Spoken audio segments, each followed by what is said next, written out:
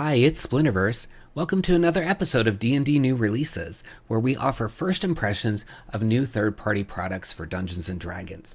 We cover a selection of titles from Dungeon Masters Guild and DriveThruRPG each week. The titles are presented in alphabetical order by site, and all of them are linked in the video description.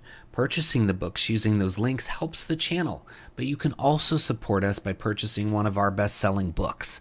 Our newest release, Swarms of the Multiverse, offers over 70 brand new creatures, including their associated swarms. Plus, you get instructions on how to make your own balanced swarms, and lots of bonus materials such as 4 new demiplanes. We've got lineages suitable for any setting, as well as optional lineage rules in our Van Richten's Librum of Lineages.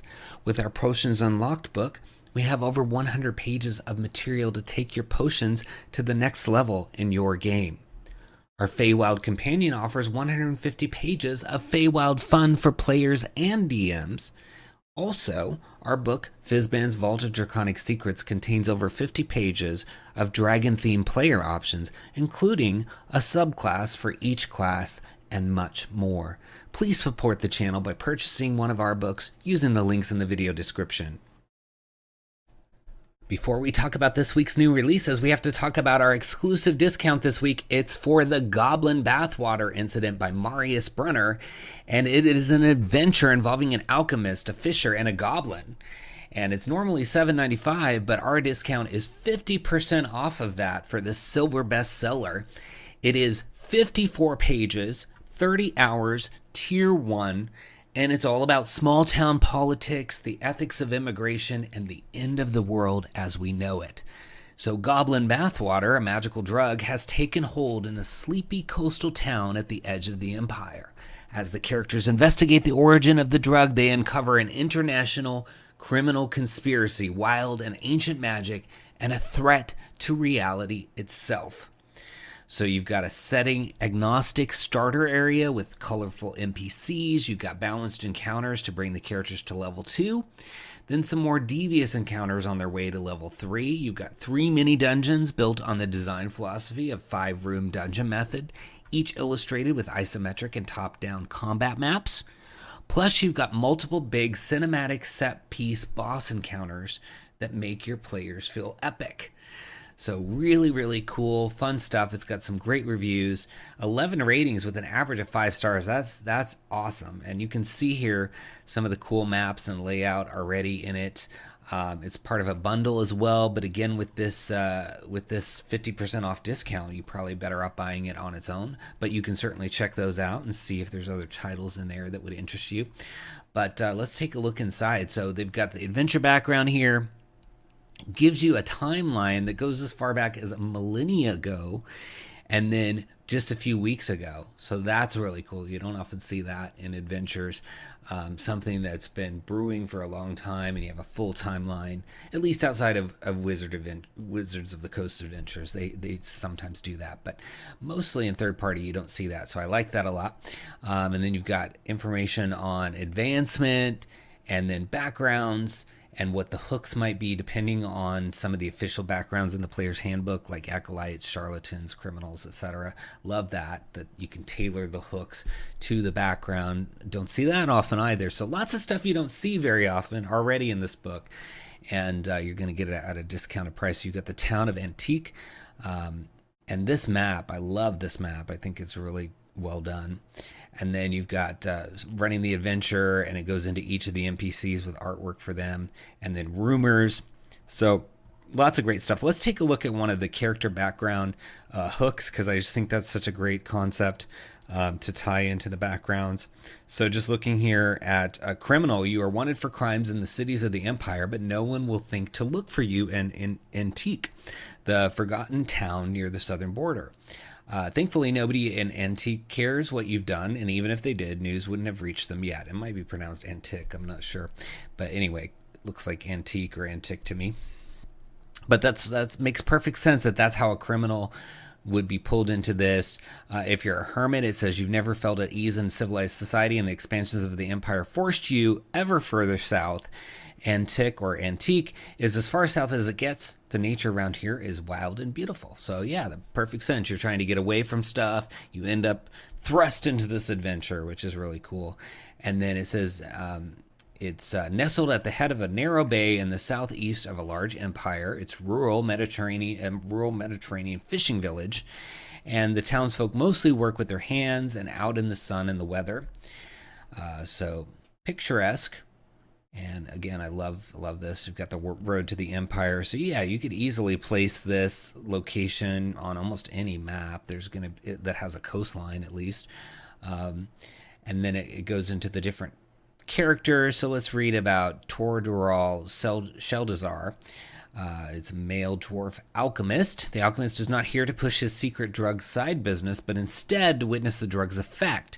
𝙁𝙗𝙗 tries and fails one last time to convince 𝘎𝙤𝙘 to help his family.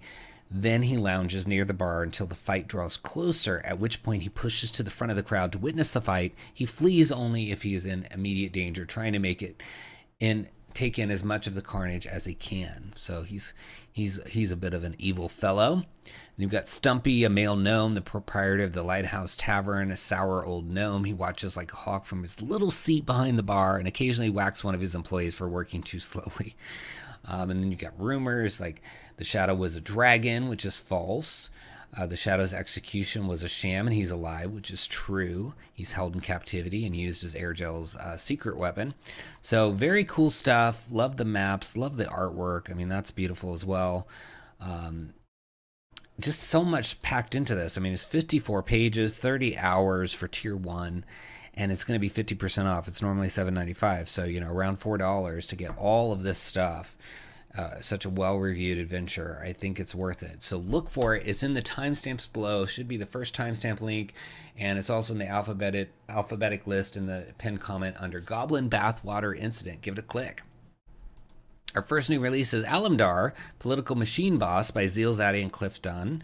It's a suggested price of 99 cents for 13 pages. Like all major urban centers, Vateshar's life's blood is its people, and what binds them together is the city's political life. The political machine boss and politician Alemdar has spent over 70 years making deals and forging alliances that have helped maintain Vateshar as the jewel of the megacontinent of Xul. With a powerful voting bloc in the Free City's Assembly of Proctors, he has what it takes to make things happen for his constituents and political clients. But everything in politics comes with a price. She's got a deep backstory, got NPC stat blocks, adventure hooks, and as usual, this is part of the drip strategy, release strategy from 𝘨𝙬𝙬 to get you introduced to all the different things happening in Vateshar by focusing on them one at a time. And if you get them and assemble them, you'll have quite the history and detailed knowledge of Vateshar and the megacontinent of Xul. It reminds me of back in the day, you get these little things in the mail for like different magazines or little cards on, if you were a kid, little like cards featuring an animal on each card, and you would collect them and sort of put them together and have this index of little animals or things like that, right? This drip release strategy where you're getting one every week, it's just such a great way to absorb information. So I'm really excited for people to get to know this location. So here you can see the introduction to Alemdar, and then quite a lot of lore related to it, which is great. So if you like lore, this could be a really fun one for you. And then it goes into wards here, meaning areas of Vateshar and like a ward boss. So then you have Alemdar's stat block. It says that he's a CR3. And he's got some cool traits, including Inspiring Leader, 10 minutes. Once per short rest, Alemdar can spend 10 minutes inspiring his companions. Choose up to 6 allies, including himself, that can see or hear and can understand him within 30 feet. Each creature gains 15 temporary hit points. So that could be super helpful. And then you've got adventure hooks. So we'll read a little bit of that. So it says, it's election day for Vateshar's Assembly of Provosts, and Alemdar is standing for an unprecedented 36th term. As is usual custom, Alemdar is throwing a large street party for his constituents in the Anvil neighborhood of Old Town, with food served and wine, barley beer, and more potent beverages flowing freely. Whether supporters of his or merely acquaintances, Alemdar invites the player characters to attend the fete. Unfortunately, the party has also drawn the interest of the Rock Throwers, a personal army of malcontents employed by the political rabble-rouser and agent provocateur 𝙤𝙘𝙘. Although 𝙤𝙘𝙘 and the Grand Old Man have little regular political interaction, several of the demagogue's patrons are opposed to Alemdar's agenda and long-term program, and they want to make their displeasure known in a crude demonstration. The Rock Throwers, armed with brickbats, knives, cudgels, and other street weapons, will descend upon the block party and turn the site into roiling chaos. Their purpose isn't to cause death or irreparable injury, but to get the point across to Alemdar from the gang's patrons. Of course, the characters can intervene in order to ameliorate the worst of the Rock Throwers' damage, both to Alemdar's party and his constituents. In the aftermath, the characters may be called upon to investigate matters and set things to rights.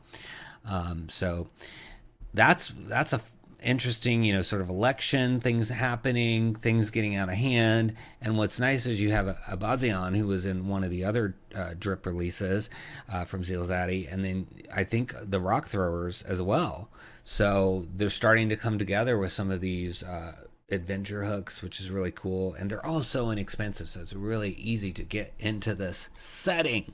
So check it out in the links below under Alemdar, Political Machine Boss, and give it a click.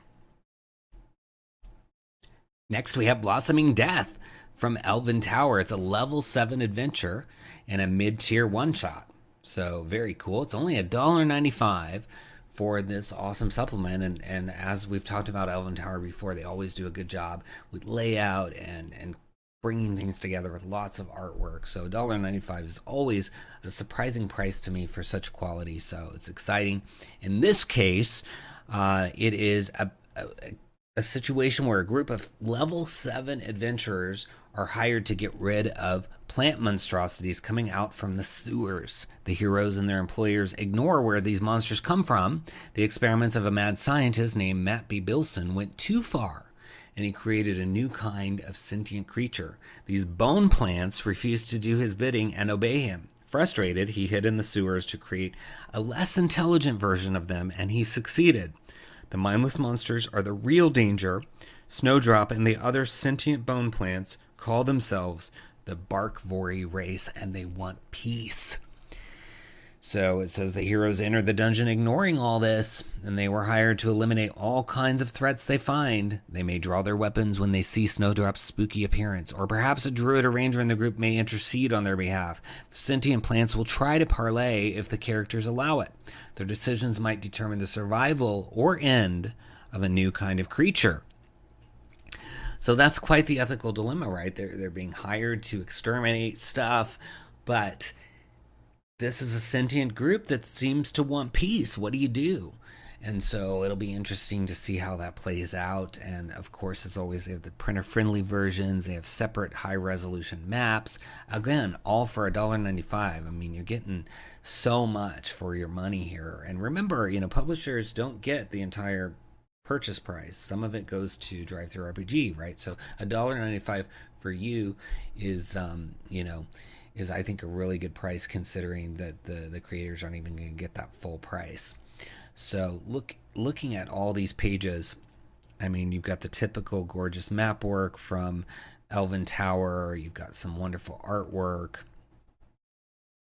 I mean, this is just always stunning, the layout, and they always include a lot of flavor text. So we'll read a little bit of that here.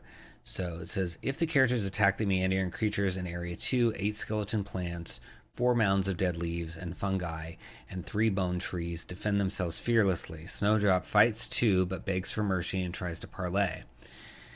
It says, if the heroes do not attack at once, 1 skeleton plant speaks. Snowdrop, their leader, steps forward and speaks with a spectral, raspy voice.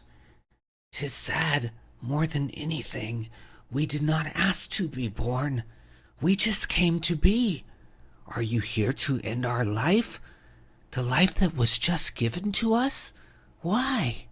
Know that just like you, we would defend ourselves from others that mean us harm, would you not?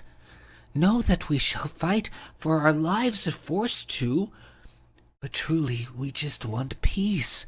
We want a chance to live." Oh, what a cute character. I like the name Snowdrop, so it could be really fun to role play that and see what the characters do. And there's a lot of other stuff happening in this area too, because you've got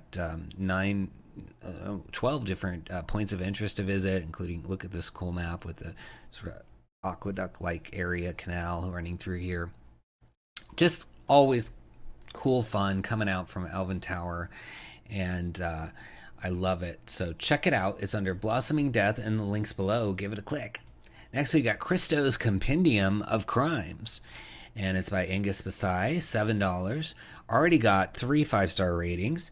It's a collection of short encounters, of which all are based on crimes and can be used in conjunction with any 5th edition adventure. Each of the 20 encounters is purposely designed to be able to be resolved in one session and easily fit into any world or playstyle. They range from level 1 to 10, and the adventurers introduce 22 new stat blocks, 8 magic items, and alternative rules for dueling, as well as arcane duels. And then you've got Hoop Ball and all new ways, easy to play sport for downtime. So you're getting a lot of stuff for this $7 here. And you can see each encounter is purposely built to fit in over 2 pages and contain a wide plethora of different types of encounters. So you've got tons of information here on all the different ones. Everything from a peacock stole my soul all the way down to you don't like eggs. And you can see some of the layouts here with some fun stat blocks. So really, really nice. And I really enjoyed Angus's book on the Far Realm, which was really cool on DM's Guild. So I'm sure this one's fun too. So looking at the contents, we've got a description of each of the encounters. So a peacock stole my soul. It says a fiendish soul-stealing peacock is being chased by 2 of its victims and needs to be stopped before more souls are lost. This is for level 3. And you can see the range, all the way up to 10. And then there's some appendices with monsters, magic items, hoop ball, dueling, etc. Then introduction. And then you get to see basically a good chunk of that. A peacock stole my soul. And so you've got Nugget is a soulfire peacock attempting to collect 10 souls and then leave to deposit its collection in hell. Like most devils, they will do whatever it takes to complete their objective, but will not risk their own lives. Nugget prioritizes fleeing against any stronger opponent, expending the 3 souls it collected to guarantee its escape. Cool. And then as the characters are traveling through the city, it says, read the following. In an explosion of glass, a blazing red peacock, its tail glowing with a crimson light, bursts out of the window of a store and scrambles onto the cobbled street. Running through the door behind it is a screaming goblin and a human woman. They look around frantically, then spotting the peacock yell, "It's got our souls! Stop it!" If ignored, the peacock will fly away before the human and goblin can do anything. So very cool, this soul-stealing peacock running around. And the stat block, it has it as a CR3, so you could reuse this stat block for other stuff. That's the other beauty of so many encounters in one book, is you get maps and stat blocks that can be repurposed. So you've got the little map here for this first encounter. And you've got variations on, like, if Nugget escapes, if Nugget dies, here's what to do. So love it. Well done as usual. I really enjoy Angus's stuff. So you want to check out this title. It's listed in the links below under Cristo's Compendium of Crimes. Give it a click. Next, we have Incredible Items, art-inspired items for 5th edition by Alan Tucker, and a whole host of artists and writers. It is $14.95 for the PDF, and you can spend $39.95 to get the hardcover, or you can get both for $42.45. And this was a Kickstarter project. And it says, everyone loves seeing shiny new magic items in your role-playing game. These often begin in the mind of the writer. They design an item, figure out what it looks like, and then an artist brings it to life. We wanted to take a different approach to magic item creation. We asked a number of artists to go wild and design original magic items from their own imaginations. Then we recruited a host of writers to flesh out these fantastic images with lore and abilities. And so there's over 150 amazing pieces of magic item art in this book. Plus, they have 10 evolving artifacts, items that grow in power with the characters. Each one has 4 or 5 stages of development with unique art and abilities. So fun stuff. You can see 24 of the 134 pages in this preview. And it's cool that they've broken it down into different types. So you've got armor, potions, rings, staffs, wands, weapons, wondrous items, and then you've got your evolving artifacts, which are really, really cool. So love that so much. So much to see in here. And you can see it starts off right away with armor. So you're going to get to see quite a bit of the armor and the beautiful art. I mean, look at this beautiful art in here. I can see where the writers would have been really inspired to write all of these items because, again, they started with the artwork for this. So really cool. You got potions. Yeah, so you're going to see a good chunk of things in this preview because 24 pages is quite a bit of stuff for you to look at, which is awesome. You got rings in here. You got rods. All kinds of stuff. So yeah, I mean, this is going to give you a good idea if you're going to like this book, which I'm pretty sure you will. I mean, there's just so many awesome looking items in here. But let's scroll back up and read a little bit. So we got Shield of Scooch. Let's see, right here, this one, funny looking one. And it says, a purple creature wraps itself around this metal frame wooden shield. It stares at you with its one golden eye, its slit pupil narrowing as it sizes you up. It does not want to let the shield go. This creature is Scooch. It maybe appeared with a warm tub of bathwater. It loves its bath time or a sweet lullaby. Scooch guards the shield for reasons Scooch refuses to reveal. Scooch cannot speak, but can understand common. If one gains Scooch's trust, Scooch allows them to attune to the shield and becomes their staunch ally. While holding this shield, you have a +2 bonus to AC in addition to the shield's normal bonus to AC, and you benefit from the following properties. Be prepared. You have advantage on initiative rolls and perception checks. Scooch's Rebuke. Immediately after a creature hits you with a melee attack, you can use your reaction to have Scooch deal psychic damage to the creature. Or Strong of Body, Strong of Mind. You have resistance to psychic and necrotic damage. So lots of stuff going on in there. And I love the story of Scooch, who's kind of like Groot, you know, doesn't say much and can maybe become an ally if you befriend it. And that's just one. Look at this Shield of Senseless Sovereign. The artwork is just stunning. So let's read a second one in here. Let's find one of the rings. All right, so we've got Gabriette's Ostentatious Orrery, which is right here. Gabriette outdid herself with this gaudy gold ring adorned with fanciful holes and brilliant diamond chips.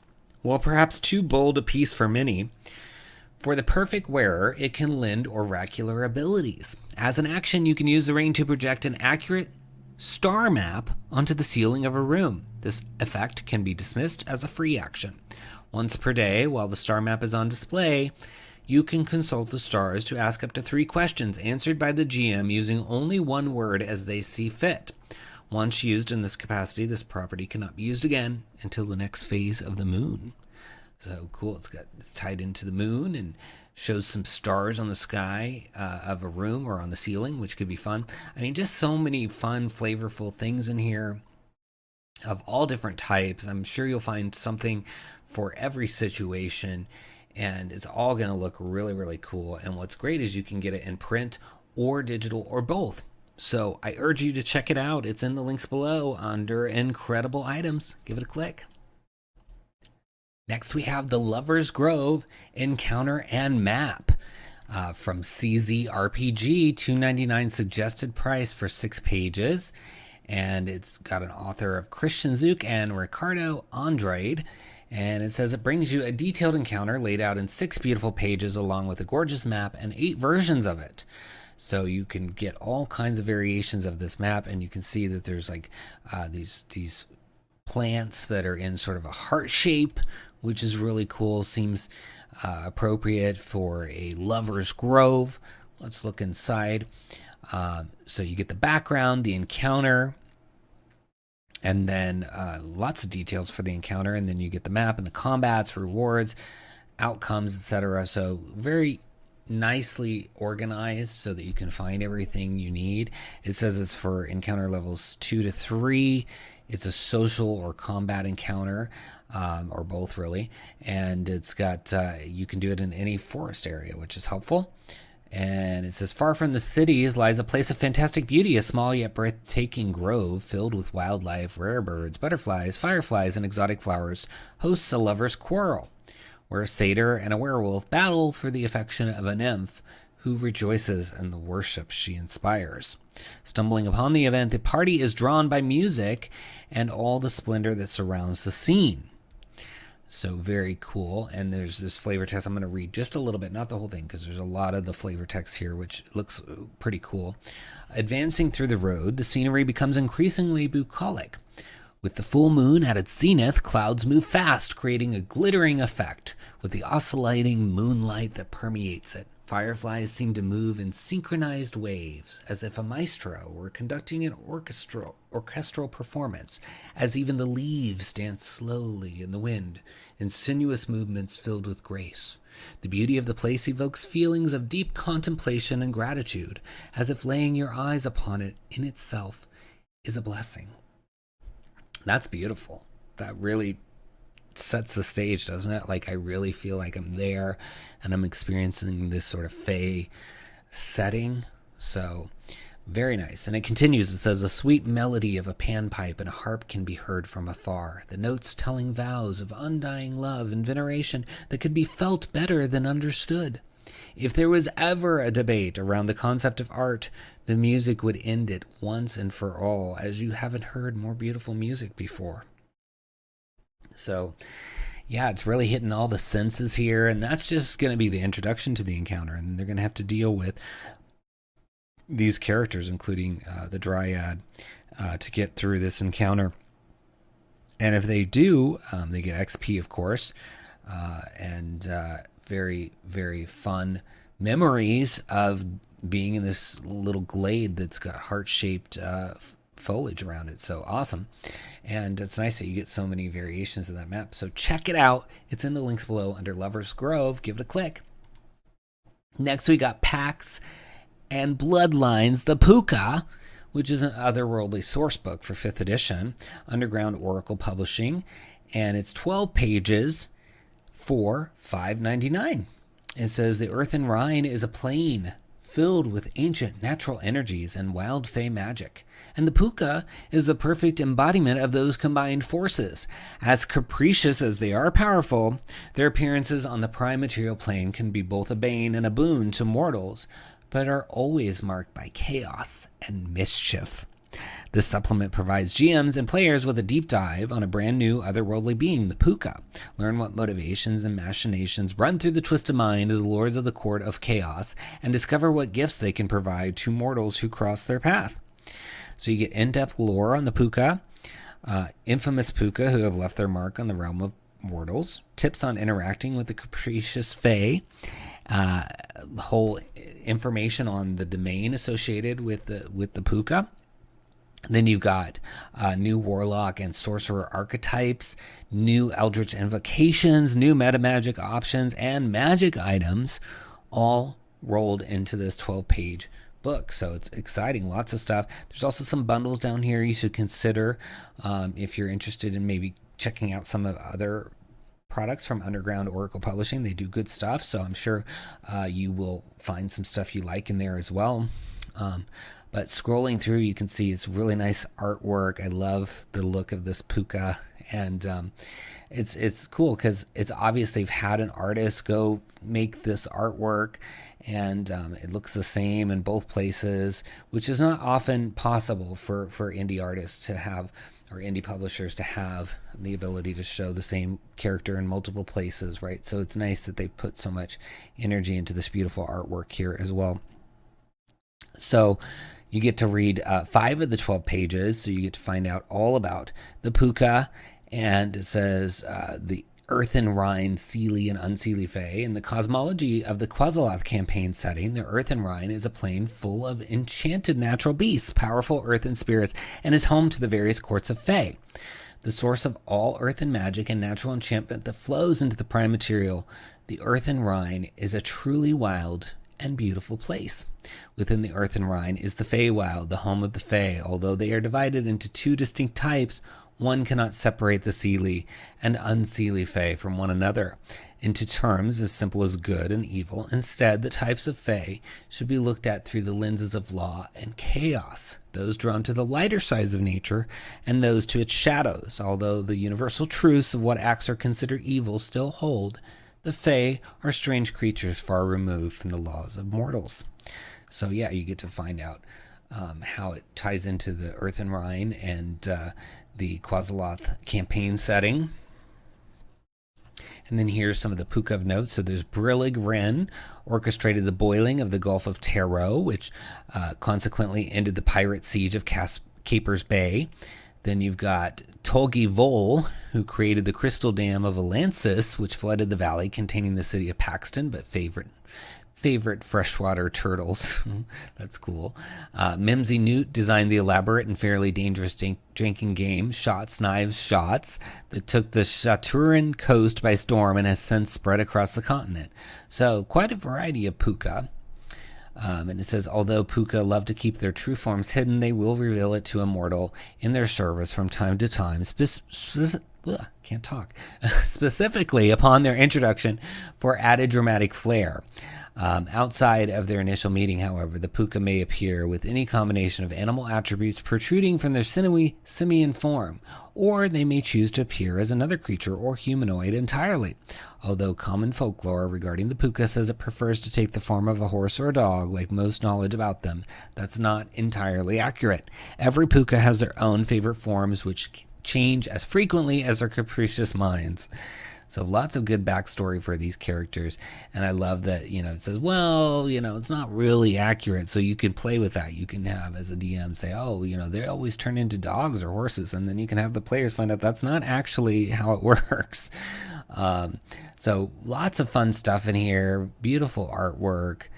And I think, there's a lot of fans of Fae and Fae stuff out there. So I think people are really going to enjoy this. And you can see sort of one of the Pooka hiding up here in the tree on the cover.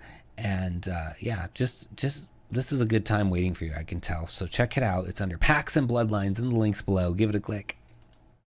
Next, we've got Path of the Planebreaker from Monty Cook Games and authors Monty Cook, Bruce R. Cordell, and Sean K. Reynolds. And this one is so cool. It's explore dozens of new planes and encounter the enigmatic Planebreaker and its city of the Timeborn. This was a Kickstarter that I backed, and it's epic. I have the hardcover, and I just really enjoy looking through it. It's just really well done and has so much cool stuff in it. I mean, I'm just scrolling through here so you can just see some of the fun artwork. I was excited when I was preparing the video and I saw that the PDF had come to DriveThruRPG, because as a backer, I got my book a little bit earlier than that. But now it's available for all of you for $19.99 for the 242 pages, and it's just a hoot. There's so much stuff going on, and there's just a lot for players and DMs in it. It says a cursed moon hurtles through the multiverse, crashing from one plane to the next, never at rest, forever fleeing a catastrophe that predates existence itself. Behold the Planebreaker. So this thing is flying through all of these planes, and it's an ancient thing. It visits all planes, all demi-worlds, and all dimensions. Some are known to sages and planar travelers, but in a multiverse stretching across epochs, the number of previously uncatalogued planes is vast. The Planebreaker races through all of them in time, and the path that trails behind it creates a route that links them all. So this is a way to even get around the multiverse, and there's a city on this Planebreaker that you have to deal with as well. So many options. You think about Magic the Gathering, right, and how they have all these different planes like Dominaria, and I don't know, 𝙁𝙬𝙧, I guess would be another one of the planes, or New Capenna or Ixalan, all those different planes. And so this is going to go through places like that, and it's infinite. It's going to just keep traveling. So if you really want a campaign that's just going to barrel through a bunch of locations, this could be a great way to do it. And it says it introduces this enigmatic interplanar object that unlocks access to the planes for characters of all levels. So you get the fascinating city of Timeborn, home to refugees, planar travelers, and residents from across the planes. So you can base an entire campaign in Timeborn, or just experience its intrigues as you visit the place. It's got dozens of exotic planes to explore, venture into the citadel of the Fate Eater, get lost in the Grove of Crows, or find despair in the Tomb of Tomorrow. They're all connected by the path, a sort of interplanar road that trails behind the Planebreaker. So again, this is a mechanism by which you can journey to all the places you want, because you as DM can say, okay, well, you're going to go from Forgotten Realms to Ptolus to where whatever settings you want, whatever planes you want, you can sequence them and just make it your own thing, because this infinite Planebreaker, ancient Planebreaker traveling through and creating this path. So it's a really great mechanism that they've created with this. There's also new creatures, NPCs, magic items, and spells, plus 2 exciting plane hopping adventures that make it so easy for you to introduce the PCs to the Planebreaker and planar travel. Then you've got new playable species, feats, subclasses, and spells. So you can play a changeable Chimerian or Chimeran, a shadow-stitched rogue, or a cleric of the multiverse domain. So, as I said, stuff for the DMs, stuff for the players. And what I love about it is that it really facilitates any kind of plane hopping you want to do. If you want to have people going from one campaign to another, maybe even multiple campaigns and tables going through various settings, because maybe you're a DM and you have several tables, and maybe you have some interrelated things happening between your 2 gaming groups. This could be a really cool way. Maybe they pass each other on the path, right? Just infinite possibilities, like the infinite planes in here. And as I said, I've looked through the whole book because I have the hardcover and the PDF, and it is beautiful from beginning to end. It is just gorgeous, easy to look at and enjoy. And Monte Cook and company, they always do such great stuff, so you just really owe it to yourself to not miss out on this. It is well worth $19.99.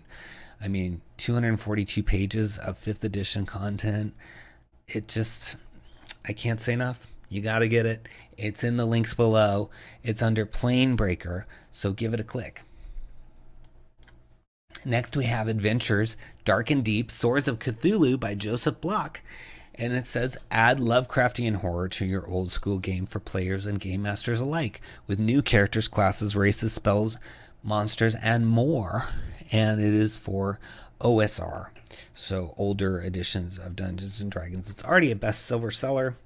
$9.95 for the PDF, $24.95 for the hardcover black and white book, or the same price, and you get that black and white book with the PDF, so pretty good deal.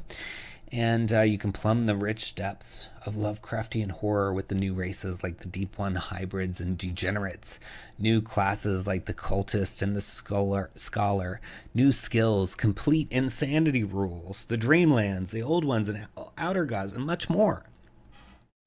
So, Cthulhu was once part of the earlier editions. It was in one of the deities and demigods, and then it was cut out later, but this is a way to bring it back. And with the things that we've learned from, experiencing tons of Lovecraftian games and things since then, right?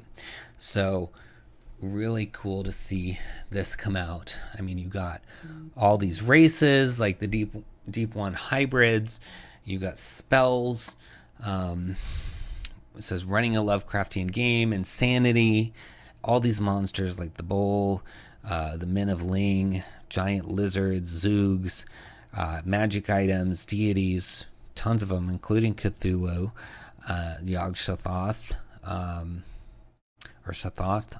I'm not sure how you say it, but you get to see the preface here, and then also in the preview you get to see a little bit of the Deep One hybrids. So it says Deep One hybrids are the result of unions, often incestuous, as such unions tend to run within families, between a human and a Deep One, which is also in this book. Such hybrids can pass for pure-blooded humans when younger, but as they age, they tend to show more and more of their Deep One heritage until finally they turn wholly into such a creature and retire to the deeps.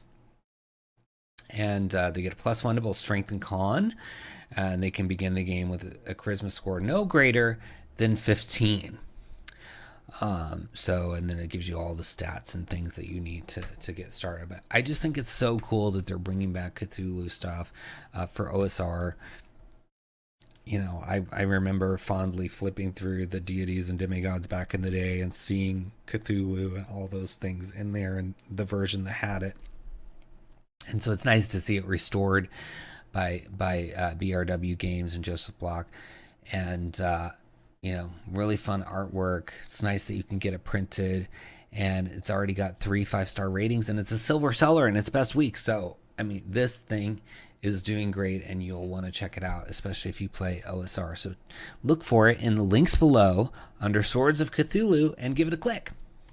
Next, we've got Tactical Combat, Powerful Abilities to Improve Any Group of Enemies by Micah Abresh. And it is a pay-what-you-want price of $5 for 21 pages. It says, make every combat unique with easy-to-use actions that can be added to any group. Tactical actions work similarly to legendary ones, except they're designed for a group of creatures instead of just the big bad guy, because sometimes you want to have a cool fight without having to bring in the boss.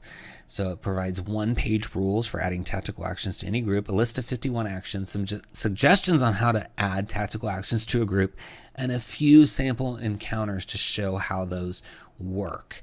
And it is for 5th edition. So let's look inside. So it's going to talk a little bit about the rules here, and then we'll see some examples. So tactical units function like legendary creatures, except with abilities available to a group as opposed to a single creature. But you'll see when I scroll down in a minute that they have stat blocks that represent the group. So it's not like you have to manage a bunch of individual units. So a unit can use abilities that groups of creatures normally cannot. A unit has a pool of tactical points that are used for tactical actions and reactions, unit actions, and continual actions. It goes through, all of the rules of that. So if you're interested in this, I would encourage you to read through this, because you get to see pretty much the whole book here in the preview, and it gives you examples, how to design and create the tactical units. But let's scroll down and look at one of the sort of stat blocks, and it goes through all the different actions. There's a ton of really cool actions. But here, okay, so we have a goblin patrol. It says a group of goblins that will send one unit running and a warning while the others delay any intruders. And you can see these little check boxes, which is for the use of those points that they have, those tactic points or whatever they're called, for each of the different members. So you have a goblin runner, goblin patrollers, etc. And it says, here's the destruction condition. The fleeing goblin is killed, or there are no goblins left guarding the path. Retreat condition, the runner is safely away, or 2 tactical points per round. And then you've got a fend off reaction. A member of the tactical unit takes a melee attack of opportunity against a creature who just entered their reach.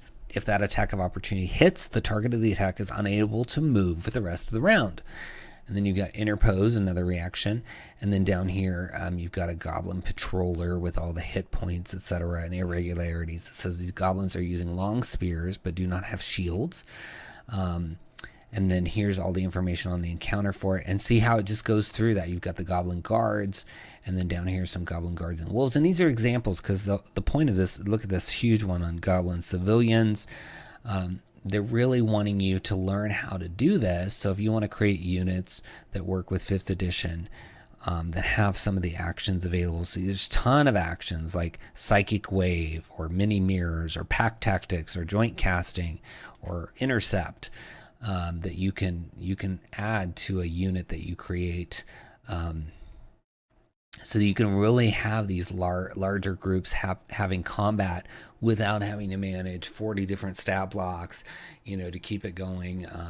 And what's beautiful is you can sit here and read through all of this to, just see if it's going to work for you, see if you can get something from this. But it's pay what you want price too, right? So you could always pay nothing and try it out, and then if it works for you, then come back and pay something as well. You always have that option with pay what you want. I recommend paying something because if nothing else, the person has really tried to provide something, and it takes time and money to do such things. But I think it's a really cool idea, and I like the conciseness of it, and that there's so many examples in here, so you can really pick through them and look and see if it's gonna work for your table. So look for it in the links below under Tactical Combat and give it a click. Well, that's our last DriveThruRPG title this week. Before we move on to DM's Guild, please subscribe to the channel and like the video. Leave us a comment. I will respond to all comments personally, and consider purchasing one of our books. We've got 6 of them now.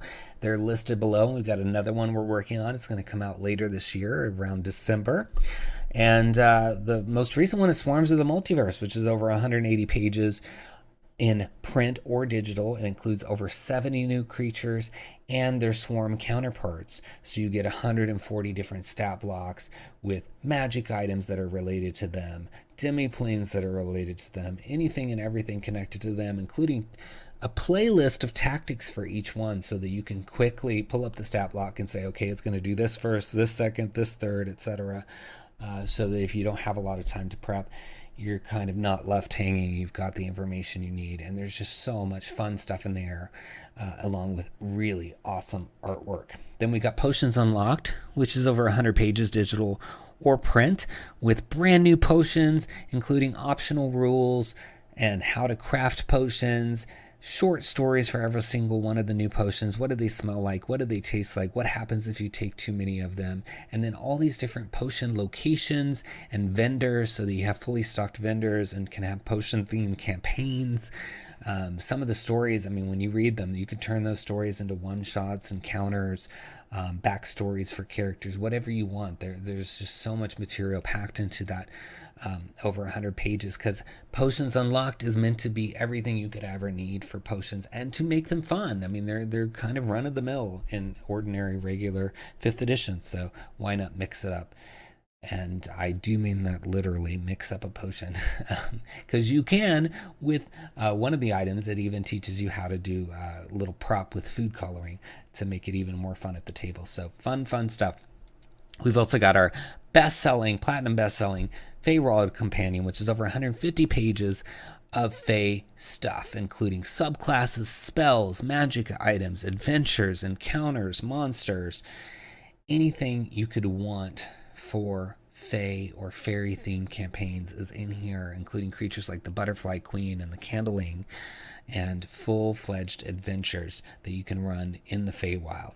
And like I said, print or digital for that. Then we got Fizban's Vaulted Draconic Secrets, which goes into all sorts of dragon-themed items and subclasses, a new kind of familiar magic items like horde magic items, draconic secrets, and there's even adventure hooks for all the player-facing stuff in there, so that the DMs can work those things in easily into their stories. And then you've got Secrets of the Draugr, which is a melding of Drow and Duergar into a new race that has different deities and a whole special fortune-telling method that you can act out at your table, 2 subclasses, and more. And then you've got Van Richten's Libram of Lineages, with 4 distinct lineages that are conflict-driven, that will bring really interesting backstories to your characters.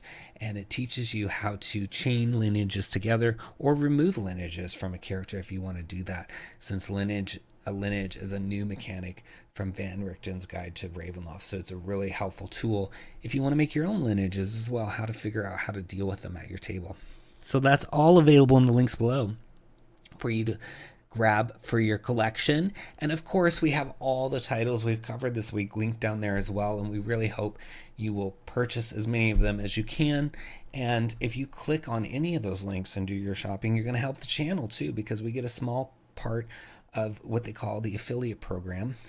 We get a small little fee from that.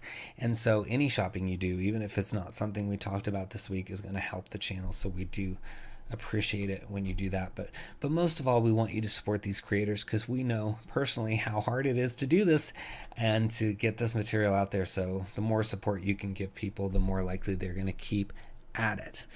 Well, that's all I have to say before we move on to DM's Guild. So let's check out what the guild has to offer this week. Our first DM's Guild title this week is the Atlantean Compendium, which says it expands your deep sea adventures with 4 Atlantean-themed subclasses, 2 races, 6 backgrounds, 7 monsters, 14 items, and 33 exclusive deep sea spells, not to mention a fully fleshed out city of Atlantis. It's by Koa Johnson, $15 for 42 pages. And so there's a lot going on in here, but it's exciting because, you know, if you wanted to have underwater cities sort of emerge or be discovered in your campaign, the beauty of this is that it's isolated. You can place Atlantis wherever you want. It's not tied necessarily to the Forgotten Realms or Ravenloft or any particular setting. You can just place it wherever it works for you. And, you know, there's books like Underwater Campaigns that came out previously that we covered on this channel that was really popular, and it talks about having whole underwater campaigns, so you could use it with something like that. Not to mention the subclasses and spells and items and monsters. All those things can be used elsewhere, right? So let's take a look inside. You can see it goes into the city of Atlantis, the government layout, and then you get into the races, the Aberrantkin and the Atlantean Tritons. Then you've got backgrounds like the Atlantean Researcher and the Coral Shaper and feats, subclasses including the College of the Siren for the Bard, the Wave Dancer for the Fighter, and the Depths for the Ranger. Under the Treasury, which is the items, you've got Atlantean Trident, Vortex Guard, Cuttlefish Leathers, all sorts of good stuff. And then a whole section on the Atlantean Guard, which would be presumably some of the monsters like the Giant Sea Dragon or the Tide Master. And then all sorts of spells like Angler's Charm, or maybe these are the items. I'm not sure. So we'll have to look. We'll look together. But there's something called Jellyfish Bloom, Pressure's Nap, Upwell. Yeah, these seem like they would be spells to me. But, you know, there's Roaring Ring here. Some that could be an item. But we'll take a look. So you get the city here, all the information on that, various places like the Kelp Fields and the Arcanum. And then there's people like Sovereign Ostil Zulath and Viscount Thinfear Zurio. And then you get into the races. So you get to see about half the book here. So you've got the Aberrantkin and the Atlantean Triton. And then here's your Atlantean Researcher to look at. And then you've got the College of the Siren. So this is a healthy preview. You can look through and get quite a bit of information. So the Depths Conclave, it says Rangers that have found themselves in the Conclave of the Depths utilize the unyielding strength and perseverance as the creatures that can survive in such a harsh climate. Many of these Rangers are Leviathan Guards or Wardens of the Deep, joining Atlanteans and Tritons in keeping the deep sea monstrosities at bay, so societies above never have to see their horrid forms. So kind of a cool concept. And you get to see just the beginning of that one. Or no, actually you get to see the whole thing. So you've got the Dredger, which is at 11th level. And then Warden of the Deep 15th. So yeah, you can read through that. I'm going to read a little bit of the race up here. And we'll get up here to that. So this is the Aberrantkin. It says, born from biomagical engineering and from the archaic magics of the depths, the Aberrantkin are strange human-like creatures that share many similarities to deep-sea aberrations and terrors, regardless of their origin. In many Atlantean civilizations, Aberrantkin are incredibly favored Leviathan Guards, as their unique connection to the depths of the ocean allows them otherworldly insight and perceptions that may not be realized or seen without an Aberrantkin's enhanced vision. And then they have an aberrant physicality table, so you can have some fun, you know, customizing your Aberrantkin. So one example is your skin is faintly translucent, pale, and slimy. Or you have bits and pieces of hard shell and carapace that grow on your body. And then, you know, it says your creature type is an aberration, which is pretty cool. You don't often see that in a playable race. Says you breathe underwater and are immune to the environmental effects of ocean depths greater than 100 feet.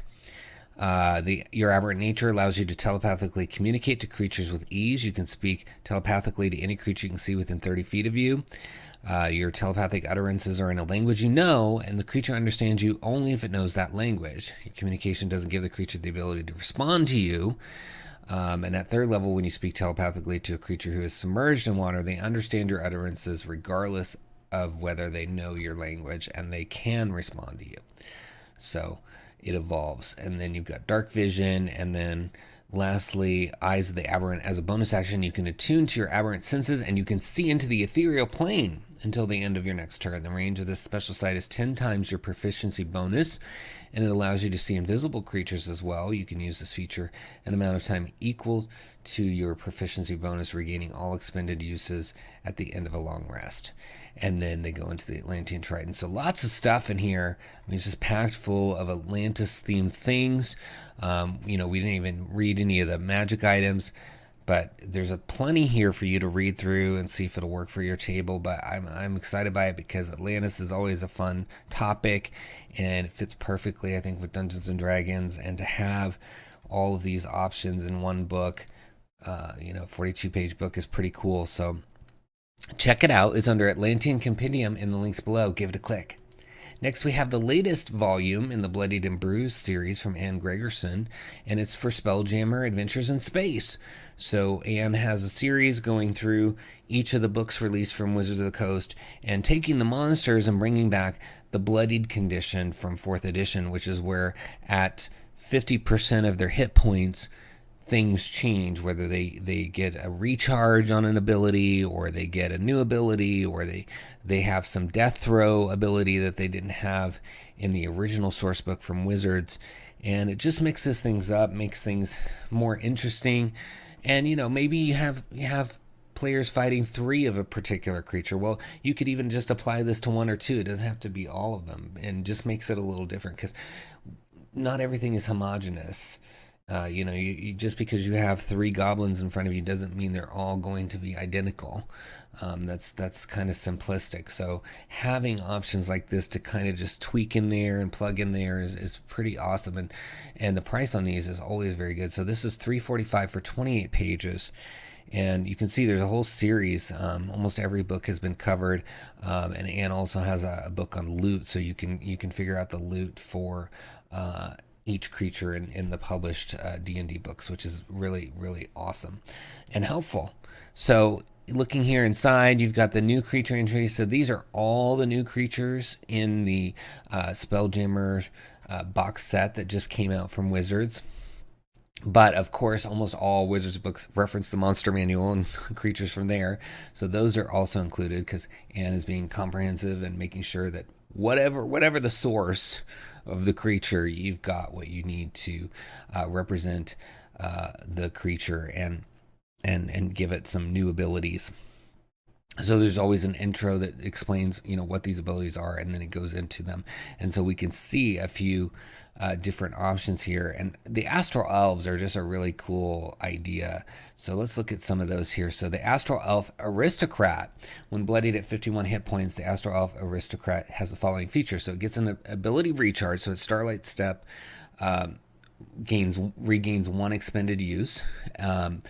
It gets a new ability, Master of Dragons. When the Astral Elf successfully summons a Solar Dragon while bloody, the Astral Elf and the summoned Solar Dragon have advantage on saving throws. This benefit remains for as long as the Solar Dragon does. And then it's got a new ability, Parry. While bloody, the Astral Elf can use this reaction to add 3 to its AC against 1 melee attack that would hit it. To do so, the Astral Elf must see the attacker and be wielding a melee weapon. And then you've got trigger ability, Cornered. When first bloodied, the Astral Elf can make a melee attack against a creature within range as a reaction. So all kinds of opportunities here to make this Astral Elf Aristocrat a little different when it reaches 51 hit points. If you're going up against a bunch of these, it'd be really cool to have some of them do some of these different things. And surprise the players, especially if you have a long campaign and they're going to repeatedly go up against some of the same kind of enemies. Mix it up. And what I also like is a lot of these abilities, like this one, trigger ability Cornered. When first bloodied, the Astral Elf can make a melee attack against a creature within range as a reaction. That can be pulled out of here and put on a different creature. If you're, homebrewing or designing a creature, it could be even just one of its regular abilities that doesn't even come when it's bloodied. So that's another really beneficial part of this series for me, Anna, is that you have all these different options. So we'll read one more here. Astral Elf Warrior, when bloodied at 29 hit points, it gets the new ability, Point Blank Range, where it can suffer no disadvantage on ranged attack rolls while within 5 feet of a hostile creature. It also gets a trigger ability, Tactical Retreat. When first bloodied, the Astral Elf can use this reaction to move up to its speed without provoking opportunity attacks. It then makes one attack with its longbow.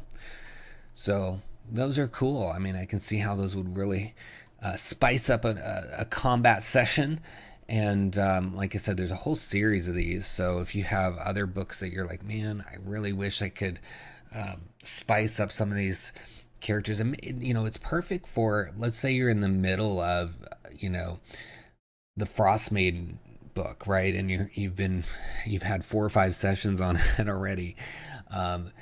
Grab the book from Anne and start spicing up some of the creatures. Sometimes also players get ahead of themselves in terms of level, like they just end up leveling faster than you anticipated, right? So maybe adding some of these things can help increase the challenge, or at least the feeling of a challenge.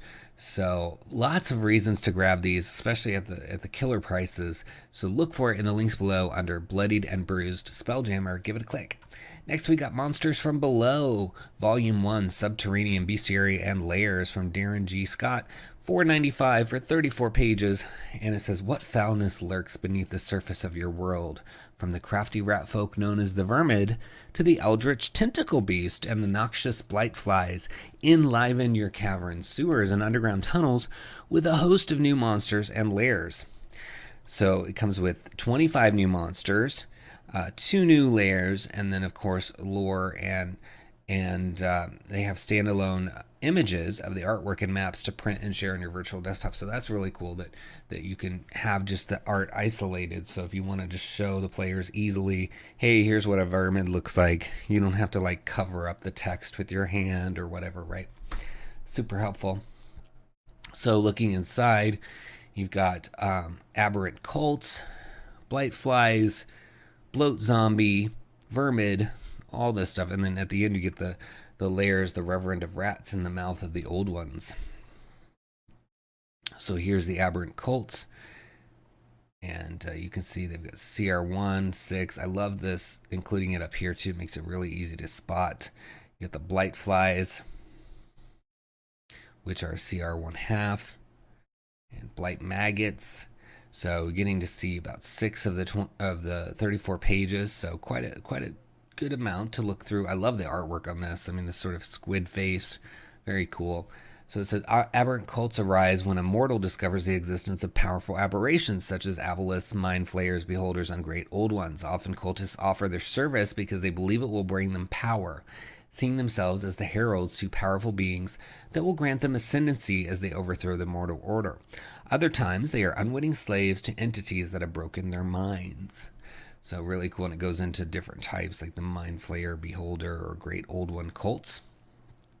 And then you get their stat blocks, including something called Eldritch Whispers. The cultist magically imparts maddening, incomprehensible whispers to a creature within 60 feet that it can see. The creature must make a wisdom saving throw, and on a failure it takes psychic damage and has disadvantage on its next attack until the end of its next turn. On a successful save, the creature takes half as much and doesn't have disadvantage. So that's a really cool themed ability that fits well with it. And then the Aberrant Warlock has a Spectral Tentacle, which is a melee spell attack, and it does bludgeoning damage, and the creature can choose to grapple the target as well. So really cool stuff. And then the Blightfly says Blightflies need a warm body as an incubator for their offspring. These zombie-like undead also serve as transport for the maggots as well as a food source. When the maggots are endangered, the host fights off attackers. When the host is struck, it's typically also hits a maggot, which will splash necrotic toxins onto the attacker. So, Rot Burst, when a creature hits the host with a weapon attack that deals bludgeoning, piercing, or slashing damage, it takes necrotic damage as a result. So, pretty cool. Yeah, these are really fun. Could be used in a lot of places. I could see these creatures just all over the place. And if you're gonna do something that leads to the far realm, having these cults could be really good. Or you just want to have beholder stuff and have these cults around. Or if you just want to have some place where there's all this rotting stuff going on, then these blight flies could be there. So really, really cool. And it's only $4.95, so check it out in the links below under Monsters from Below and give it a click. Next we have Mother Haggle's Household Horrors from Oliver Darkshire, and it's $14.95 for 100 pages. And Oliver is just really creative. I always enjoy Oliver's work, and there's just always playful, fun artwork and interesting layouts happening in a book from Oliver. And you can see that this one has almost 50 new creatures running from CR0 up to 18. And the theme is horrible things you might find living near your home. And then there's a bunch of weird lore. There's notes on harvesting. And you can see how colorful and playful this layout is. It's just, I always think Oliver's books are worth it just to even be a feast for your eyes, which is exciting. You could just scroll through and look at all that stuff. And the first one is just, I love the name, Toilet with Lizard. Just fun. You got Inkblots, Soot Demons, Pig of Truth, Cabbage Hag, Threshold Devil, Tea Time Terror, Mirror Weird, Firefly Swarm. Curiosity Box. All of these look so fun. We're going to look at some of them in a second. But, just thinking about using this book, these feel to me like perfect creatures for where you're just like, I don't know what to do in this part of the adventure that I created, or I don't know what to put in this room, or I have this NPC who's boring. What can I do? Well, maybe they have this creature that's hanging around in their house, or maybe this creature's following them around or something, right? And so there's so many ways, I think, to work these in, and they're going to be entertaining, because when somebody hears you're fighting a toilet lizard, that's going to make so much enjoyment at the table in terms of people just giggling and having a good time, I think. So it says, always look before you sit down. This is good advice for a multitude of reasons, because any number of unpleasant denizens might have moved into your commode since you last used it. It pertains originally to the humble toilet lizard, known in some areas of the world as a lavatory pest or a crap dragon. Diminutive in nature or stature, toilet lizards come in a variety of colorful regional breeds, but all of them are united by their insatiable desire for humanoid waste. The incredible and unlikely biological systems of the toilet lizard allow them to extract trace nutrients from biological waste thanks to a particularly robust pair of purification organs located in the upper chest. With the DM's permission, the Find Familiar spell can summon a toilet lizard. So you can have a pet toilet lizard. That's awesome. And they look adorable. Let me zoom out a little bit so you can see how cool they look. And I love that. And just, it refers to a toilet, which is more of a modern thing, but you could have other, similar devices in a fantasy setting. You could just have them living in the sewers. You could have them in the outhouse. You could have them in any kind of analogous place. And so here you've got all the stats, and then it's cool that there's these little side tables here, so we'll zoom in and look at those.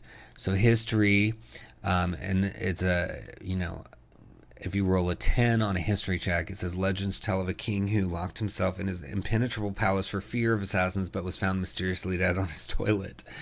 So got killed by a toilet lizard. That's a horrible way to go. But then all the way up to 20, the earliest known written version of the tale stems back 3 centuries. The palimpsest in question was penned in Old Draconic, in which the word for arachnid is very similar to the word for tiny lizard. So yeah, all of this history is really cool. And then you got nature and arcana, or arcana. So whichever way you want to go, there's information to be discovered, and then you can harvest from this creature using alchemist supplies. You can get a miracle bile. So really cool, and it replicates the effects of potion of greater healing, potion of longevity, and cures all diseases. So fun stuff. I mean, I just love the layout of this, and that was just the first creature. We've got the shelf runner, and then here's the orb valet. Love that. So, and then the blue men. Just beautiful stuff. I mean, I love the use of color and the layout. Just brilliantly done. And Oliver is just, I don't know, so creative in every direction. So definitely, if you are a creator and you get inspired by the creativity of others, I think Oliver's work is one to study and look at, to really glean some inspiration and some good practices. I mean, just looking at the layout, getting ideas for layout and things that you could do, not copy Oliver, but maybe it'll trigger some ideas in your head as to what you could do with your own books. And there's just awesome creatures in here. I mean, the toilet lizard, who doesn't want to have that on hand to call upon, even with Find Familiar? And there's 3 in here that could potentially be, because they're all challenge rating 0, so the Shelf Runner or the Orb Valet. But yeah, I encourage you to come here and read through the whole preview and consider purchasing it. I think you just will never regret a purchase for Oliver's books, because all the ones I've gotten, I've just had so much fun, just paging through and letting the creativity wash over me as a creator myself. So check it out. It's under Mother Haggle's Household Horrors, and the link's below. Give it a click. So next we're going to talk about Spelljammer, and we actually have a few titles this week. Spelljammer Adventures in Space just came out from Wizards of the Coast last week, and this week we have several titles that are attempting to sort of fill in some of the gaps or expand upon some of the criticisms of the book or the box set. So it's exciting to have these options, and so we're going to present 3 here that were released. There were others released as well. Unfortunately, we can't cover them all, but if ever with a Wizards book you feel like there's something missing or not explored enough, that's the beauty of the DM's Guild, is that authors can come along and really fill that gap. And so I would feel more confident than ever going into Wizards books that at least if there's something missing, I can probably find something to fill a gap.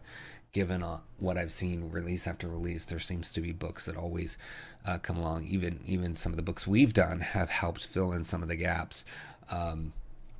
So, like for example, the Fizzban's Treasury of Dragons, there was concern that, there wasn't going to be a subclass for each class. So then our book did that. And so with those 2 books, you now have that complete thing. So with these books, this is going to flesh out some of the things in Spelljammer for you, which is exciting. So we're going to go through 3 of those, and, maybe you buy all of them or just a couple of them, whatever works for you. But again, keep that in mind when you start to think about things that maybe you don't like or wish there was more of in Wizards books, that this isn't even the beginning days of 5th edition. This isn't 4th edition. This is DM's Guild territory, where we have options to get some of these things fleshed out by passionate creators. So the first one here, Spelljammer 5e Theater of the Mind Ship Combat Rules, created for the Tales from the Glass Guarded World podcast by Mike Hammock. It offers ship-to-ship combat, and it's a suggested price of just $1, and it's already a best copper seller. It's 20 pages, and it says, perhaps you've read the 5th edition Spelljammer or even played it, but you found something missing. Combat is simply an exchange of attack and damage rolls until one ship runs out of hit points. But we've written and tested a set of alternative rules that provide exciting choices for every sort of character, making every combat a dangerous dance of risk and return. Will your bosun coordinate the deckhands to repair the ship more quickly, or will they await an order from the helmsperson to help steer the ship? Will the captain give an inspiring speech, or try to calm the panicking crew? Inside, you'll find rules for ship combat, new actions for player characters and enemy ships, summary tables for weapons, ships, and NPC crews, and even a bit of new art.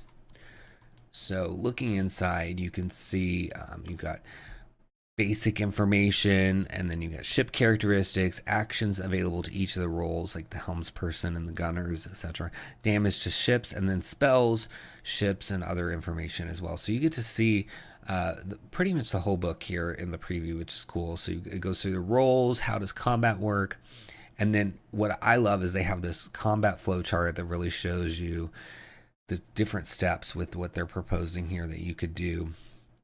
So both helmspersons roll, then the helmsperson with the higher initiative chooses who goes first, then success or failure for maneuvers is determined, and then support bosun and deckhands act, and any melee combat is resolved normally. And then attack gunners on all ships roll to attack, and then damage and critical effects are inflicted using the effect resolution. And then it asks, is combat over? And then if so, it ends. If not, you go back to the beginning, right? So really simple, easy to follow, but more than just what is in the books right now. So it's really cool. And it talks about the range categories, extreme range, long range, etc. Then it goes into ships and the maneuverability, proficiency for vehicles. You've got the ship's rating table. So you got effective spellcasting level, and then the minor helm, the speed it can go, and then the ship's rating itself. So that's helpful summarized stuff. And then the actions available to each role. This is really, really cool because it's giving these characters a little bit more to do than just be along for the ride, like literally along for the ride. So the bosun can await for helmsperson orders, brace for impact, coordinate repairs, coordinate riggers, repair critical effect, or make a sharp turn. So that's like, what, 5 or 6 different options that you can do.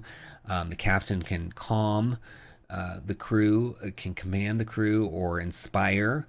The deckhands can inspect, do lookout, reload. I mean, it's just fleshing this out, giving you more to do. Then there's a whole section on damage to ships, crashing and ramming, and then spells like create or destroy air, operate Spelljammer helm, repair Spelljammer, and then a whole table of the ships, ship-to-ship weapons, pre-generated crews. I mean, just tons of stuff. And I mean, a pay what you want price of just $1 to get all this stuff in here is a steal, in my opinion. I think this is a really cool option to explore if you feel like it's too simplistic or too vague in the official release. I think this is definitely worth checking out, especially at this price. It's already a best copper seller. So that means already 50 people have purchased it and are trying it out. So you could join them by looking for Spelljammer 5e Theater of the Mind ship combat rules in the links below and give it a click. Next, we have Spelljammer Combat Expanded. So this is a resource for alternative rules and mechanics for Spelljammer combat and hazards. This one is by Atris. It's a suggested pay what you want price of $1. It's a best silver seller. So over 100 people have already picked it up. It's 16 pages. And it says looking for alternative Spelljammer combat rules that add additional depth, add more engaging ship-to-ship tactical combat while maintaining the focus on the player characters themselves and providing everyone with meaningful actions during each turn. Well, this supplement offers that. So looking inside, I wanted to read what the author wrote because I think it kind of summarizes some of the concerns people have with the official release. So it says, well, I do not personally take issue with the rules in the Spelljammer box set being simplistic, I do feel that they remove the focus and spotlight off of where it belongs on the player characters. During a Spelljammer combat encounter, the player characters have little to no choices or available actions and are not even depicted on the map. During these encounters, the game is no longer about them. While the rules might make it for a simple yet fun space-themed minigame, without a proper focus on the player characters, it just doesn't feel like actual D&D to me. With that in mind, I've drafted up these alternative rules and mechanics for Spelljammer Combat Encounters. So I said, the characters are sort of along for the ride, which is fine if you want to speed through it, if you want it to be quick. So, that's going to work either for some situations, maybe you use these rules for times when you want to have an expansive combat situation, and other times when you're just trying to get from point A to point B and you don't want anything to happen, you use the quick method. I mean, you can use both. There's no rules against that, right? So you've got the ship, officers, and crew here. So it goes into the officer positions, and again, various things that they can do. You got the first mate, the medic officer, the bosun, generic officer, and then the crew. And you get to see the whole book here in the preview as well. So dealing with map setup, ship actions, targets in Spelljammer combat, boarding, ship repairs, hazards and hazard outcomes, how to plot a course, using DCs, of course, and electric field, asteroid cluster, fire on board, various hazards. I think one of the strengths of this particular one is the hazard inclusion. So Spelljammer and weapon stat blocks, so you've got all this information on that, and then a summary of the stats, and then your weapon stat block. So just all kinds of good, useful stuff in here. But let's scroll back up and read a little bit about the crew. Whoops, clicked out of that. All right, let's scroll back up. So let's find the first mate. All right, so the first mate can motivate the crew. As an action, you can attempt to motivate the crew, helping them achieve their best. You gain a motivation die, which is a D8. Before the start of your next turn, you can roll the die and add the number rolled to one ability check, attack roll, or saving throw that the ship or crew makes. You can decide to use a motivation die after the D20 is rolled, but before the outcome is determined. Once rolled, the motivation die is lost. You can only have one motivation die at a time, and only one motivation die can be applied to any roll. You can take aim, you can do full speed ahead, and then as a bosun or boatswain, you can do emergency repairs, you can brace for impact, you can do about face, you can take aim, full speed ahead. Medic officer can tend to crew injuries, tend to officer injuries, take aim.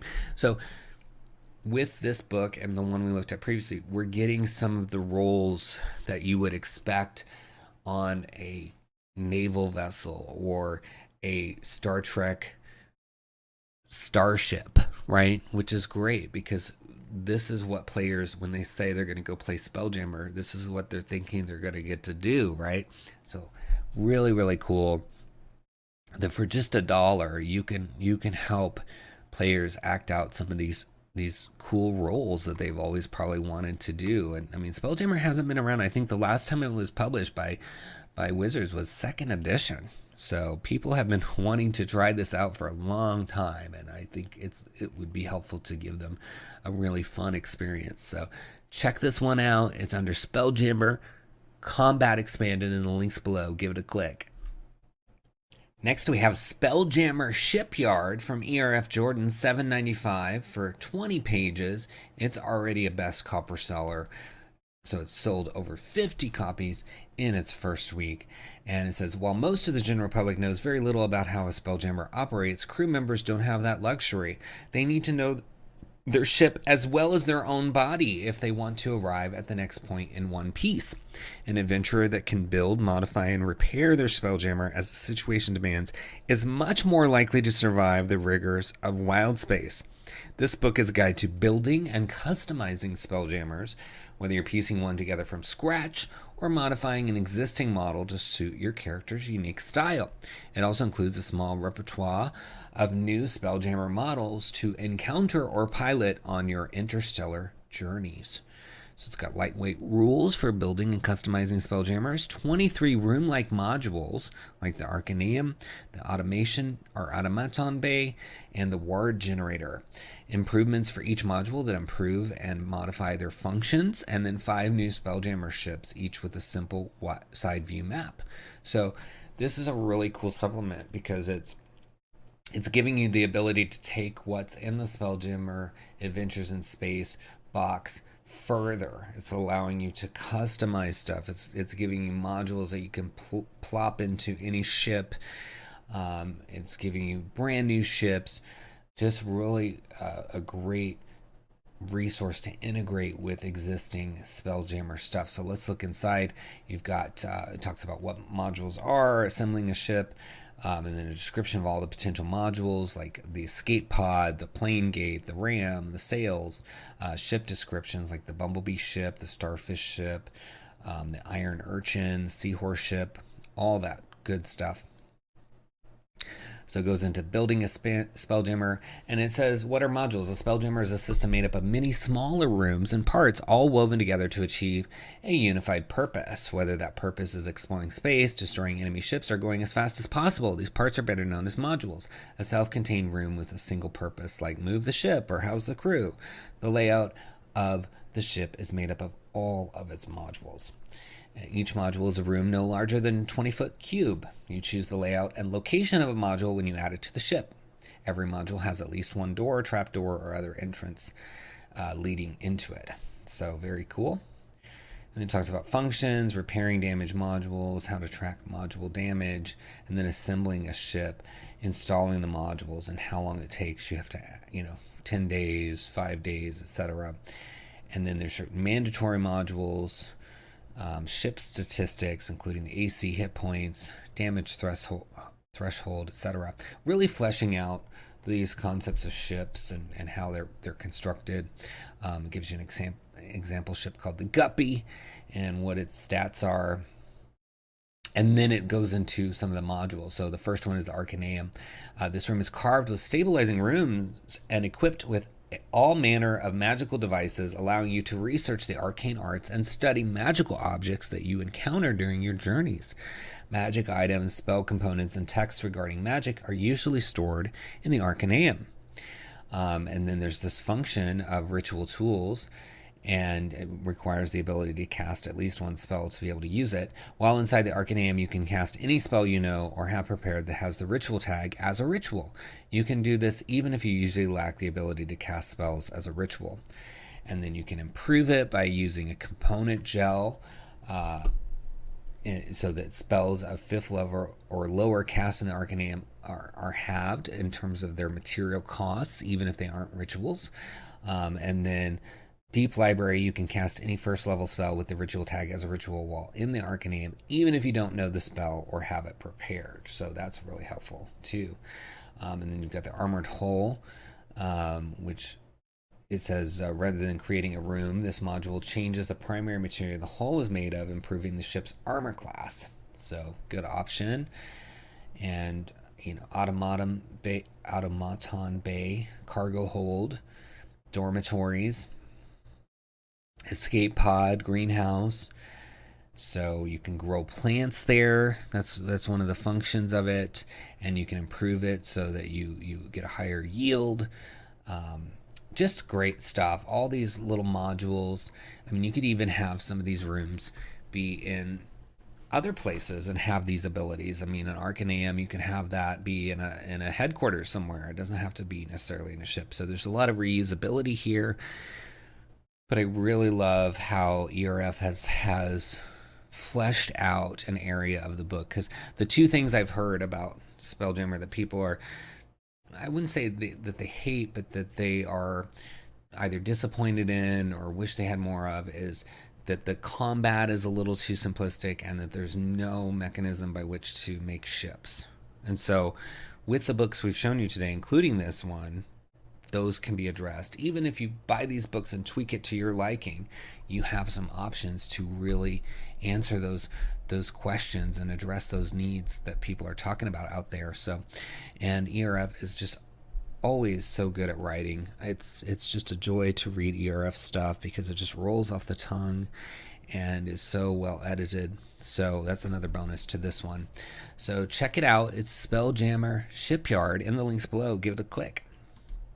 Next we have Spelljammer Light of Xaryxis, DM's Resources. It's already a best silver seller, and it's from Aventier Games, $6.95 for 18 pages. And so Aventier is like one of the best third-party publishers for DM prep. They really do a great job of taking some of the adventures that come out from Wizards of the Coast and saying, if I was a DM and I was reading through this adventure, what prep do I need to do? What is not in the book? Like, are there stat blocks that aren't here? Are there names that need to be mentioned? Are there, do we need more of this or less of that? Or, what are the things that we would have to do to feasibly run this at our table? Because no adventure from Wizards of the Coast runs exactly as written on the page. There's some players going to ask a question, they're going to go to the left when you want them to go to the right, or vice versa. And so you need to prepare as a DM, unless you just didn't have time, of course. Well, in that case, maybe grabbing this book would save you, because it will give you all the things that you need. So in this particular example, Aventier has gone into the Spelljammer adventure as part of that box set, The Light of Xaryxis, and they're giving you 8 VTT ready battle maps. So you get maps for the street and docks encountered in Chapter 1, and then you get maps for encounters in the Astral Sea or Wildspace, and colorized maps for the Temple of Light, Topola's Tower, and Volcas Arena. You get 15 new magic items, so you can spice up those magical rewards, including printable card handouts for those. You get 15 enhanced monsters, so new versions of most of the creatures and the characters that you're likely to face. So really, I think this is, just a must-have, especially if you want to run the whole adventure. You really just can't go wrong having this sitting right next to you, giving you that opportunity to refer to it. Even if you don't use it every time or every little piece in it, just being able to refer to it is going to make you feel like you're prepared, because the preparation has been done. And here's an example of some of the maps, and we're going to zoom in so we can give you a little bit more detail.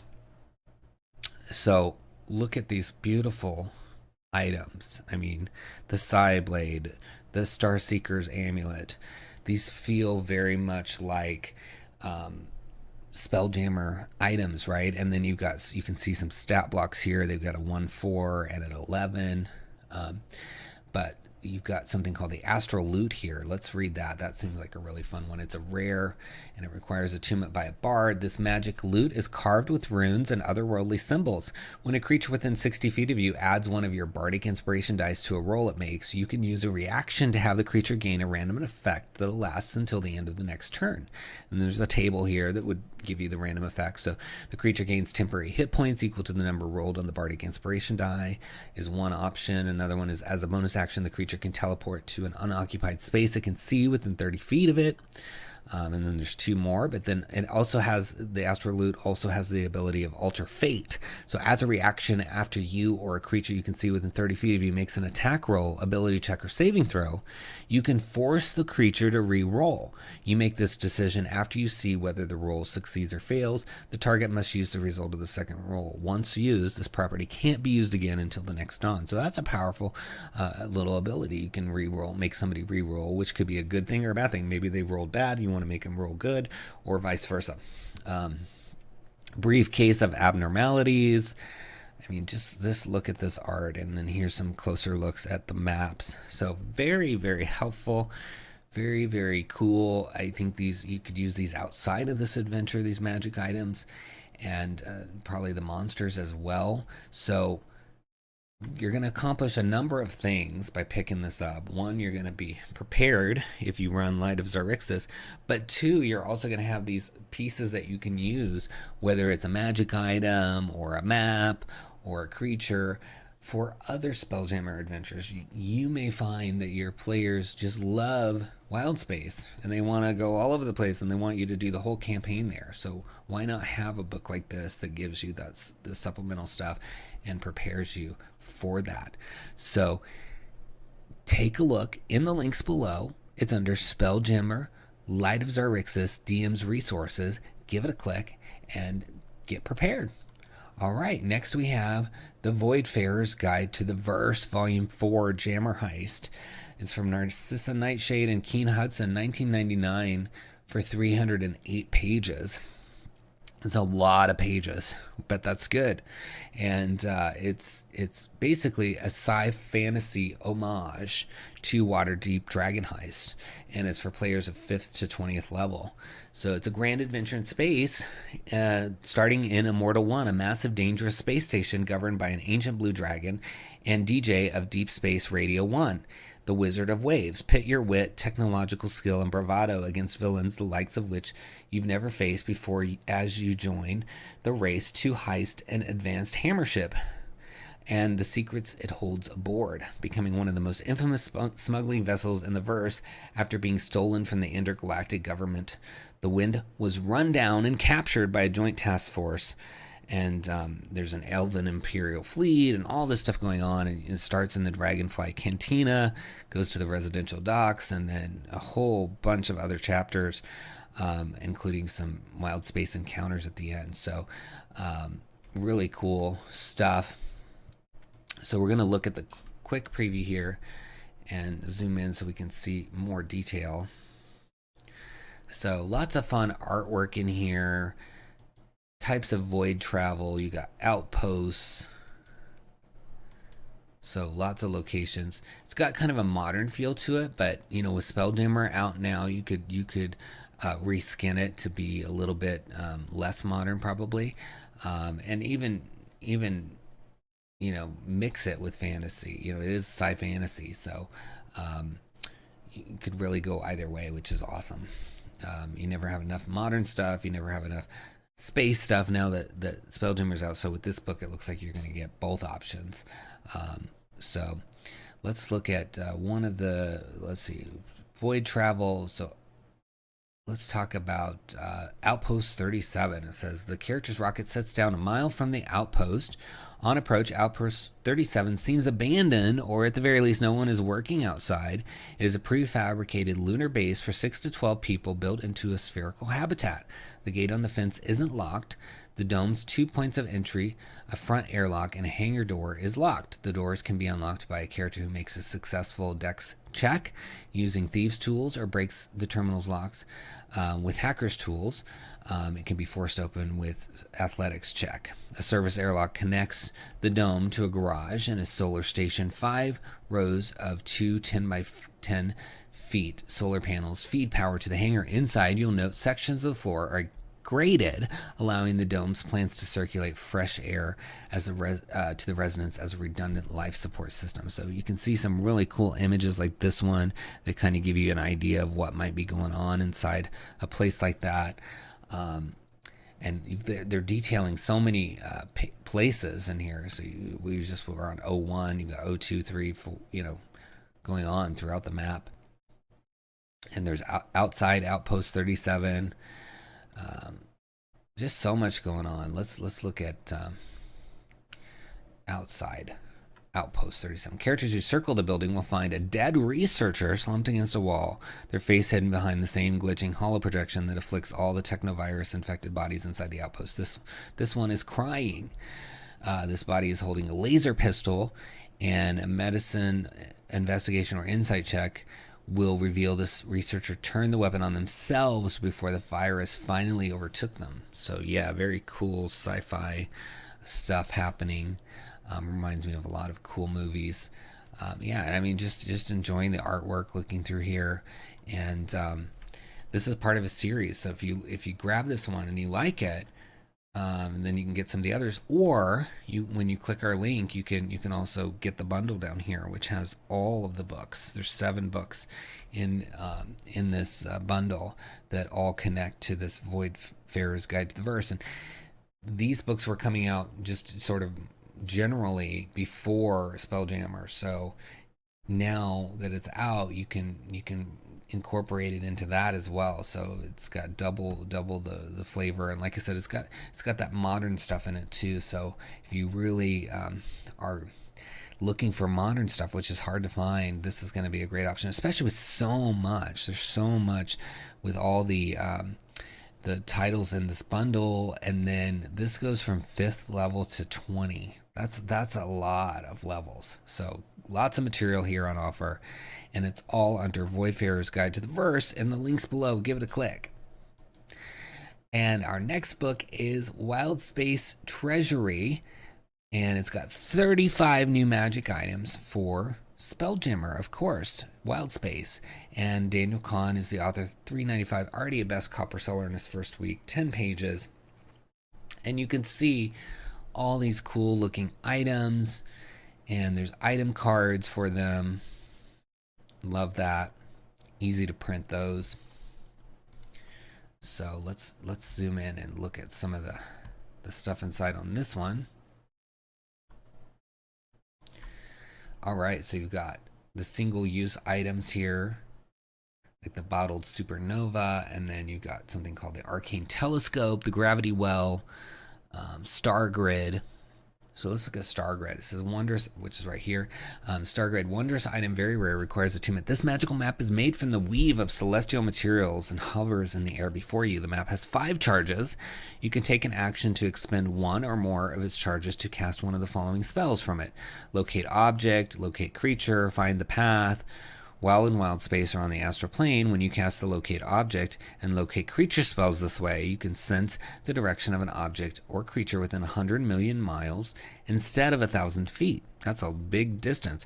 The mapper gains an expended charge every 8 hours. Very cool. And that's just one. You can come here and read some of the others, but let's look over here. So we've got bottled supernova. This bottle contains the magically contained energy of part of a cosmic supernova. As an action, you can throw the bottle up to 60 feet or launch it farther by other means. Once thrown, the bottle is a tiny object with 13 AC, 1 hit point, and immunity to poison and psychic damage.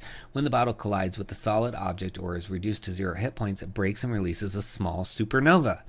The supernova consists of 2 blasts, which occur 1 and 2 rounds, respectively, after the bottle breaks, at the end of the turn of the creature whose turn it was when the bottle broke. When the first blast occurs, each creature within a 500-foot radius of the bottle must make a con saving throw or take a lot of force damage and be pushed 60 feet away from the blast and knocked prone. On a successful save, the creature takes half as much damage and isn't pushed or knocked prone. Ships take force damage and are pushed away from the blast as well. And then the second blast, it's similar. You get, but it's radiant damage on the second one. So very cool. I love the feeling of this. It could be used as a weapon between ships, or it can be just used against a group of enemies. So lots of fun little items in here, and Spelljammer is brand new to 5th edition. So again, as we've talked about throughout today's episode, you are going to need all kinds of options as your players start to wander Wildspace. Wildspace is a big place, and you need these things to support the different directions your players are going to want to go. If you want to homebrew in Wildspace, having items already ready for you to dole out to your players is also going to be super helpful. So just lots of things, and there's really nothing stopping you from reskinning some of these items and putting them outside of Wildspace, in regular places like Forgotten Realms, and some of them probably don't even need reskin to do that. So I urge you to check it out. It's in the links below under Wildspace Treasury. Give it a click. Before we end today's video, let's discuss the exclusive discount we're going to have for you next week, Monday at 10 a.m. Mountain Standard Time, and that is Dark Carnival and the Mirrors of Madness for Ravenloft. It's a multi-table adventure from Bum Lee, and it's a copper bestseller. It's really cool. It says, embark on a multi-table adventure that takes you and fellow investigating teams into the Shadowfell Carnival, where a quest for missed talismans leads you deeper into a sinister conspiracy. So it's got 10 carnival games, 5 carnival acts, player handouts, maps, all kinds of goodness, and it's 46 pages long.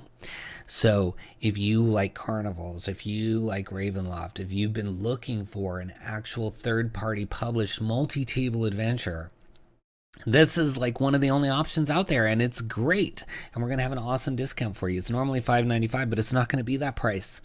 We are going to give you a discount exclusive to Splinterverse, so you want to make sure you are following us at Splinterverse on Twitter, Instagram, Facebook, and even here on YouTube. Subscribe, and that way you can get these discounts every week and take advantage, because they only last about a week and then they're gone. So you don't want to miss out on them. It's a great way to support a different creator every week, to get a real steal of a price, and to just have fun, because all of these are so different. This one, I think it's very unique. It's got a lot to offer, and it is multi-table, which you just really do not see that, especially in the third-party publishing space. So you want to make sure you have this available. If you've got a friend who's a DM that has a table and you want to coordinate something, this could be a great option. So look for it next week. It's going to be time for the Dark Carnival. Well, thanks so much for watching. Please subscribe to the channel, like the video, leave us a comment. I will respond to you if you comment. I love hearing what you have to say. You can also reach out to me on all of our social media. I do tend to be very responsive, so I always like to hear from people. And please consider purchasing the books that you've seen this week. They're all linked below. Also, take a look at the books from Splinterverse Media. We got some down there. You can go to splinterverse.com and check all those out there as well. And if you make any purchase, it's really going to help the channel. And if you are a creator and you're watching, don't stop what you're doing. Keep going. That video game you like, that TV show you like, those other things you like to do are going to still be there when you're done. At least get a book published so you can say you did it, and you can feel like you left that book out there in the world for people to enjoy. Whatever else you go on to do, it's still going to be out there for people to enjoy. So it's a really exciting accomplishment, and you should just keep at it and don't let anything stop you, because it is a very rewarding feeling, and there's people like me and the audience of this channel that really enjoy seeing what you come up with. So you've got this. Get it done. And for everyone, including creators that are watching, until next time, happy adventuring.